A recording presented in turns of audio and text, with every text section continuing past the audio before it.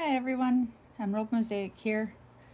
I decided since I'm just sitting here painting this, I would talk with y'all for a bit. So this is another one of the animals that my nephew 3D printed for me. And this one is definitely a fox. I have made some progress on two others. Not quite done yet, but I have this little angel. I still have some specks that I need to paint over, but I figured there's 4 of them. I'll do each angel a little bit differently, but I really like how this one is turning out. Let's see if I can get it to focus. There we go. So yeah, cute little angel. And I'm also making some progress on the wolf. So it's, if I can get it to focus. Yeah, there we go. It's coming along nicely. So we'll see. I'm going by photos online of wolves, and I'm not going to worry about getting it too exact to nature, but I'd like to get at least somewhat close. This fox, I've been debating about what to do with it, how to paint it, and at first I thought I would do it, very much naturally.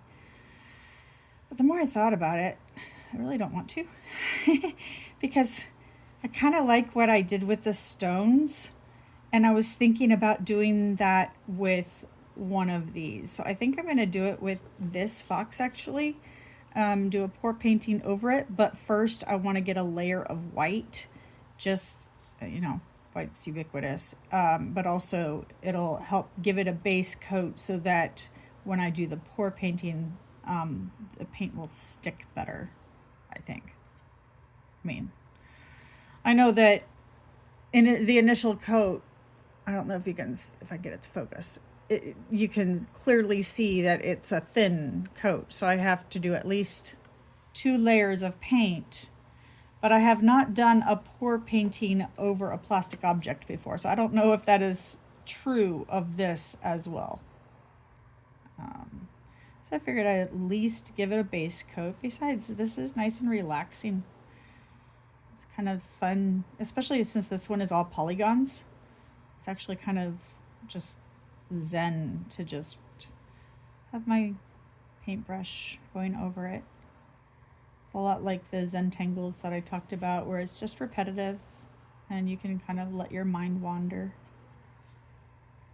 So I watched a really interesting YouTube video about frequencies and kind of went all over the place talking about frequencies in nature, and Einstein talking about how everything is frequencies, because if you really look closely at everything down to atoms and even a little bit farther down into the protons and electrons and neutrons that make up atoms, everything is vibrating. Like temperature is simply vibration. Some things that are warm are vibrating faster. Things that are cold are vibrating slower. And objects that appear solid are not, because atoms are over 90, I think over 99% air. Like space, empty space. Which is kind of weird to think about because we think of things being solid, and they're not as solid as they feel. I mean, neither are we humans. We're not solid. We sure feel it though. It's such an illusion that things are solid, but everything is vibrating. And so we talked about how see how well I can remember things, right? He talked about how the rate of the heart regulates the brain and thereby the entire body. So, like, if you decrease the heart rate, that calms down the brain, which then sends the signal via the vagus nerve to the body to switch to rest and digest mode. And so it's interesting that it really starts with the heart rate. So if you can slow down your heart rate, then you can calm down your entire body, which is just fascinating to me. Science is fascinating to me. Like all things, everything is fascinating to me, really. It's one of the pleasures of being on the autism spectrum is that I love learning. I will never, ever stop learning. So anyway, so then he talked about how I think it was Einstein who said that anything that gives off energy also gives off a magnetic field. And so we know that our hearts give off energy because we can use an electrocardiogram, which measures the electric activity of the heart. So if our hearts are giving off electricity, and so are our brains really, then that means that humans have a magnetic field. And guess what? It's the same size as our personal space, about 4 feet in diameter. So that's why we can actually like feel when somebody's too close to us, because it literally enters our magnetic field. Fascinating. Like now we have so many different sciences coming together to help us understand some basic things. That I think is so cool when you get interdisciplinary discoveries. Some of the best science, some of the best scientific discoveries have become because of interdisciplinary cooperation. And then he talked about how, we're just discovering a lot of these things in Western science. But if you then add in Eastern philosophy, which talks about meditation as a way to calm everything, and a lot of the Eastern philosophies that say that everything is connected and we are all one, that's actually now being borne out by Western science, which is fascinating.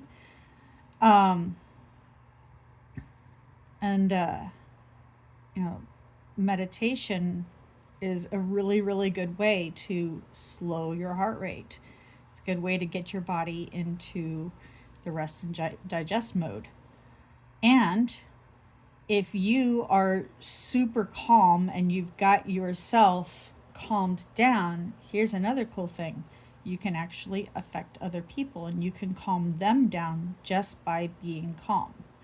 Now, I know from personal experience it's not always true. There have been times when I was so upset that I actually was even angrier that the other person was calm. Go figure. But it's at least easier to help people calm down if you are yourself calm. And so that's where, that's where calming yourself is important. I think I might have to let the top dry so that I can hold on to the top. And then he also talked about this concept called entrainment, where two beings, it starts with entanglement, quantum entanglement, which states that two particles, if one has a spin this way and the other one has a spin this way, and they are interconnected, then if you change the spin of this one to that one, the spin of this other one will change to this one. Sorry, not showing my finger. So yeah, if this one is spinning to the right, this one is spinning to the left. If they are entangled and you change the spin of this one from this way to this way, this one then will also change directions because of entanglement. So when it comes to like human beings, they call it entrainment. So that's where if I calm myself down and I, with my calm magnetic field, come close to a person with a very excited magnetic field, if our magnetic fields interact, then I can literally calm down this magnetic field just by being calm, which is fascinating to think about. Really has implications for like all over the world. I think I'll go ahead and start on, I know what I need to do. I need to work on the tower. Some of it is just going to be removing pieces and then sanding down some of these corners.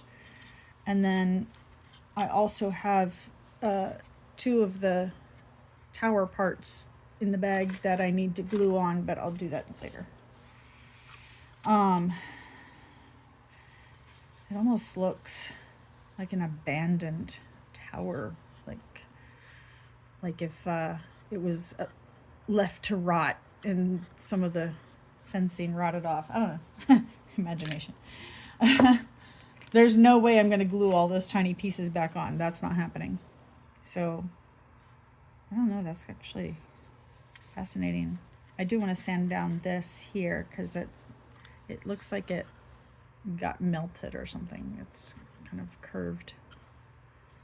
My nephew was still learning how to use his 3D printer. He's still fine-tuning a lot of things, but he's gotten a lot better at it than he used to. So, I need to actually get real sandpaper here, and also a metal file. But anyway, so fascinating video, and I love the implications that if I can calm myself down, then I can actually calm down other people, and that can help other people to heal.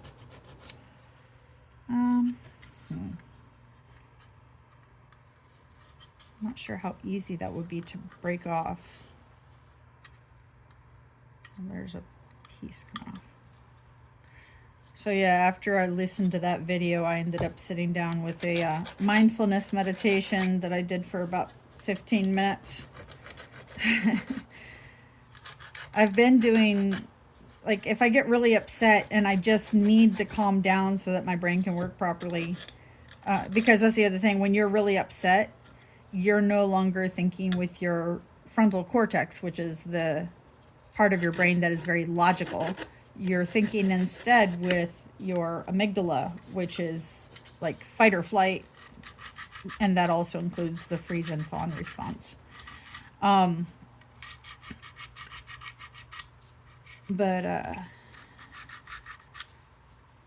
Yeah, so I've been doing, like, I'll put on a 5-minute music track that I have associated with meditation.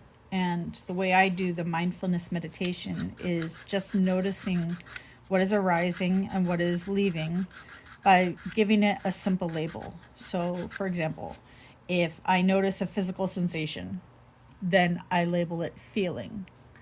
If I notice, if I'm hearing something, I label it hearing. If patterns appear behind my eyelids, because I close my eyes when I meditate, I call that seeing, because my eyes literally are seeing just through my eyelids.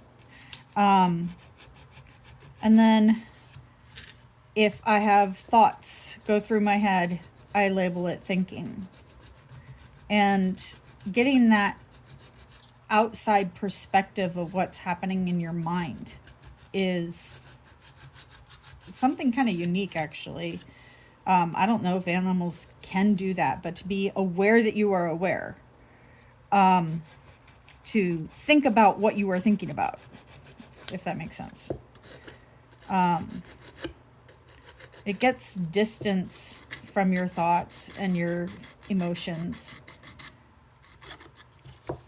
And it actually gets your amygdala to calm down, and can, over time, even shrink it, which is really cool. The fact that you can change your brain just by how you use it.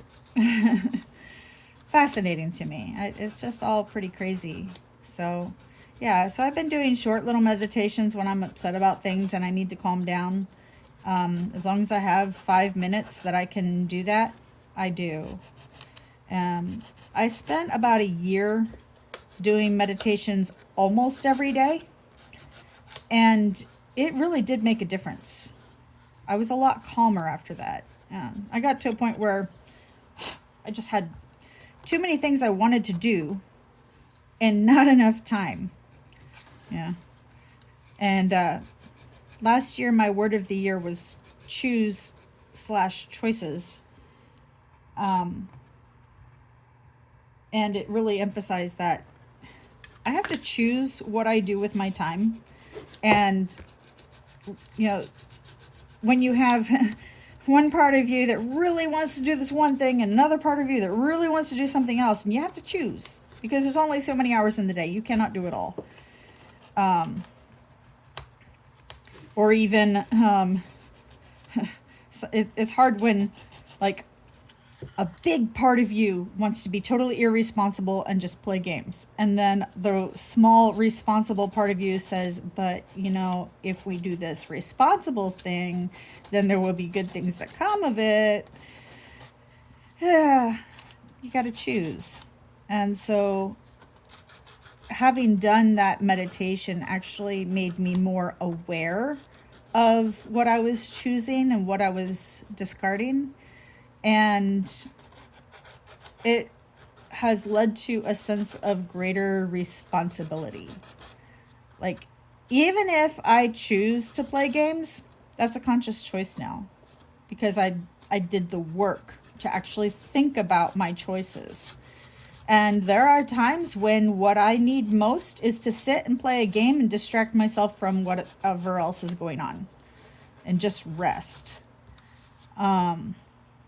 And then there are times when what I really need to do is do my exercises so that my muscles can get stronger and protect my joints. And then there are times when I need to do things like cleaning that are not fun at all. The responsible things. So that was my word of the year last year. And this year, my word of the year is courage. And I'm not entirely sure what's gonna come out of that. I do know that, it takes courage to do the right thing. It takes courage to be vulnerable, especially when it comes to people whose opinion you value. Doing these videos has required courage. I didn't start doing them like overnight either. The way I got into this, honestly, so first of all, years ago, I decided to record myself singing karaoke. Now, I've been singing my entire life. In 5th grade, I was in elementary school, classes do things, right? You have your class the whole class puts on the Christmas play and all that stuff. But my school had a choir, and then they also had an ensemble. I remember, I think that was in 6th grade, which way back then was still part of the elementary school. And then we had a junior high and a senior high. Not like how we do it now with middle school and all that. But I remember trying out, and I was actually, I had been in the chorus, choir or whatever, the year before. And so I decided to just try out. And I still remember, I'll probably never forget, the choir teacher, after I was done singing the little piece that she had me sing, she said, "Perfect." And so I was not at all surprised to find out that I got into the ensemble. And then in 7th grade, I was in the school choir. I didn't make it into the ensemble that year, but I didn't really care. Um, I was busy enough. And then my family moved to Mexico for a few years. Yes, the country of Mexico. We lived there for almost 3 years. And then we moved to Texas. And so while we were in Mexico, I was, my schooling was through a distance learning program. So I didn't have any opportunities for anything like choir, sadly. But when we moved to Texas, I had 3 more years of high school to finish. So, of course, what did I do? Looked at the choir, except that I was working on classes that were geared towards medicine because I was planning to be a nurse at that point. I don't know what that is on there. There it goes. Got it. And let's see if I can't get this one while I'm at it. There it goes. So yeah, in high school, I was not able to be in my school's choir because there was a scheduling conflict, unfortunately. Actually, that's right. I only had part of 10th grade and then 11th and 12th to finish. So, yeah. But back then I was a Christian and I was able to sing in the church choir, which was a lot of fun. I miss singing with a group of people. It was always so much fun. I did that in college too. The university I went to, I was in the choir. They called it the chorus. And then, yeah, so various places. Oh, and then I've also been in various other churches that had like a praise band, and I was able to sing with them. So I've been singing for a long time. So all that to say, and just side note, I have mentioned on my profile that I do have PTSD related to Christianity. It is safe for me to talk about it by myself, because I know when to stop. But when other people talk about it, it's extremely difficult for me. It creates a lot of anxiety. So that's why on my profile it now says that comments related to that will be deleted, because even when people are well-meaning, I really don't want to have my PTSD triggered. So please keep that in mind. I'm just giving background on the fact that I used to sing. So anyway, I guess that's enough on that. I don't want to go too long with this video, but I started making recordings of me singing karaoke, and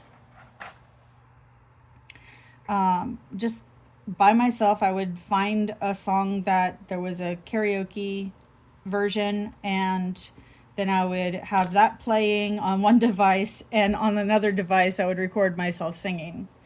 And so I got comfortable hearing my own voice, although I don't listen to my recordings much. And then after that, somebody told me that my story was very inspirational. And they actually said, you could be an inspirational speaker. And I was like, what? Me? An inspirational speaker? What? But it kind of stuck with me. And so that's when I started doing the Inspire videos on this channel. That's when I created this channel and started actually doing stuff with it. So that's how I got started, and I got comfortable making videos. And for a while there was hardly any response until I started doing the painting, and that's when it kind of took off. So that's where I came from. I mean, that's one of the many paths my life has taken me. And it kind of surprised me. It really took me by surprise that people actually wanted to hear what I had to say. So, but everybody has stories to tell. If you think you don't, you do. And if you think that nobody would be interested in your stories, you'd be surprised. Because part of the reason that I enjoy telling stories is because I enjoy hearing stories. I love hearing people's stories. I think people are fascinating. I mean, I told you, I like to learn anything. And that includes hearing people's stories. And even if it's just something funny you experienced, something kind of crazy you witnessed, even the terrifying stuff, um, I'm there for it. I think storytelling is very important. Part of how we share our humanity is by telling stories about ourselves and helping other people understand why we are the way we are. I think it's so important. So there's my story for today. And I hope that it inspires you to start paying attention to the stories of your own life and to think about what you have to contribute, what you have to share, because what you have to share is just as valuable as what anybody else has to share, whether you think it or not. It really is important. So I hope you start thinking about that and maybe start sharing pieces of your story, because I guarantee somebody out there is going to get something out of it, and somehow a connection will be made. And that alone can make the world a much more beautiful place. So I hope that inspires you to start sharing your stories. And with that, I think that's a good place to stop. So y'all take care, stay creative, and I hope to hear from you. See you later.